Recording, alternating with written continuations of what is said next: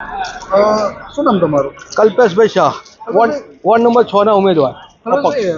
મતદાન થઈ રહ્યું છે, હા, શું કહેશો? મતદાન થઈ રહ્યું છે. પબ્લિકનો ધસારો સારો છે, પબ્લિકનો રસ પણ સારો છે, પણ વહીવટી તંત્રની ખામીઓ ઘણી બધી છે. અહીં 3 સ્કૂલો ભેગી થઈ છે, ત્રણ બૂથ ગોઠવી, 3 વોર્ડ ગોઠવ્યા છે.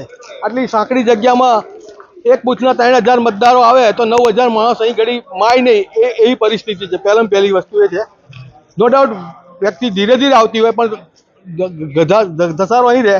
પછી કઈ સ્કૂલમાં જવું એ પબ્લિકને ખબર નથી. કોઈ એવો એરા નથી માર્યા કે ભાઈ આ અહીં વોર્ડ નંબર 6 છે, કંઈ વોર્ડ નંબર 4 છે, વોર્ડ નંબર 7 છે.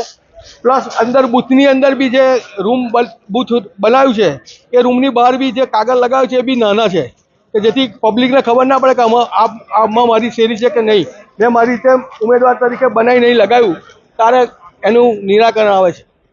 લોકોને તકલીફ, મતદારોને તકલીફ પડે છે. તંત્રે કેવા પ્રકારની વ્યવસ્થા કરવી જોઈએ? તંત્રએ બધાને સ્પષ્ટ સમજણ પડે એ રીતની વ્યવસ્થા કરવી જોઈએ કે મારે કયા બિલ્ડિંગમાં જઈને મતદાન કરવાનું છે.